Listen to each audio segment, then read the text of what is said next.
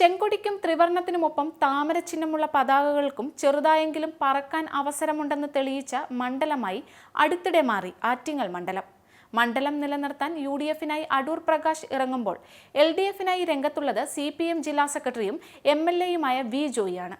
കേന്ദ്രമന്ത്രി വി മുരളീധരൻ കൂടി BJP-ക്കായി ഇറങ്ങിയതോടെ ആറ്റിങ്ങലിലെ പോരാട്ടത്തിന്റെ ആഴം ഏറുകയാണ്. 2019 മുതൽ ആറ്റിങ്ങലിൽ നിന്നുള്ള ലോക്സഭാ അംഗവും മുൻ സംസ്ഥാന ക്യാബിനറ്റ് വകുപ്പ് മന്ത്രിയും അതേസമയം 96 മുതൽ 23 വർഷം കോന്നി മണ്ഡലത്തിൽ നിയമസഭാ അംഗവുമായിരുന്ന കേരളത്തിൽ നിന്നുള്ള കോൺഗ്രസ് നേതാവാണ് അടൂർ പ്രകാശ്. വിദ്യാർത്ഥി പ്രസ്ഥാനത്തിലൂടെയാണ് അദ്ദേഹത്തിന്റെ രാഷ്ട്രീയത്തിലേക്കുള്ള പ്രവേശനം.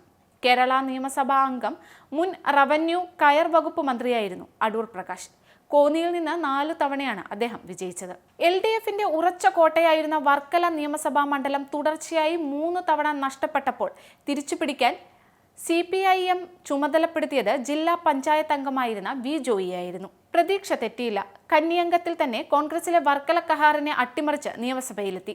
2021 തെരഞ്ഞെടുപ്പിൽ വമ്പൻ ഭൂരിപക്ഷവുമായി വീണ്ടും വർക്കലയിൽ നിന്ന് നിയമസഭയിലേക്ക്.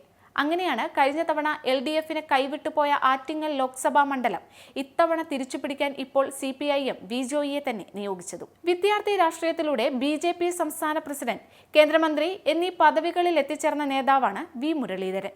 വിദേശകാര്യ സഹമന്ത്രിയായ അദ്ദേഹം ആന്ധ്രാപ്രദേശ് BJP-യുടെ ചുമതലയും കൈകാര്യം ചെയ്യുന്നുണ്ട്.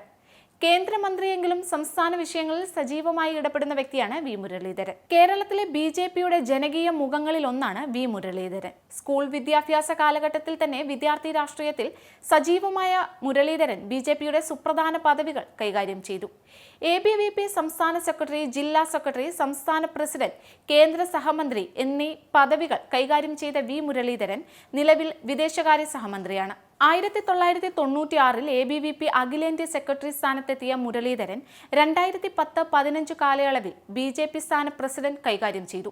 ഈ കാലയളവിലെ മികച്ച പ്രവർത്തനമാണ് ദേശീയ തലത്തിലുള്ള പദവികൾ നേടാൻ സഹായിച്ചത്. കഴിഞ്ഞ തവണ ശബരിമല വിഷയം ആറ്റിങ്ങലിൽ വോട്ടുമറിഞ്ഞതിൽ വലിയ രീതിയിലുള്ള സ്വാധീനം ചെലുത്തിയിരുന്നു. ഇത്തവണ അത്തരം വിഷയങ്ങളൊന്നും അനുകൂലമാവില്ല. പൊതുരാഷ്ട്രീയ വിഷയങ്ങൾ തന്നെയാകും ആറ്റിങ്ങലിന്റെ വിധി നിർണ്ണയിക്കുക. കരുത്തർ കളത്തിലെത്തുമ്പോൾ ഇത്തവണ പോളിംഗ് ശതമാനം ആറ്റിങ്ങലിൽ ഉയർന്നിരുന്നു. പ്രചരണം ഒന്നിനൊന്ന് കൊടുമ്പിടി കൊണ്ടിരിക്കെ ഇക്കുറി ആറ്റിങ്ങൽ വീണ്ടും ഇടതിനൊപ്പം സഞ്ചരിക്കുമെന്ന അഭിപ്രായങ്ങൾ ഉണ്ടെങ്കിലും ഒടുവിലെ ജനവിധി ആർക്കൊപ്പമായിരിക്കും എന്ന കാര്യം തികച്ചും പ്രവചനാതീതമാണ്. കാത്തിരുന്ന് കാണാം. ഒപ്പം ആനന്ദ് TV-യും.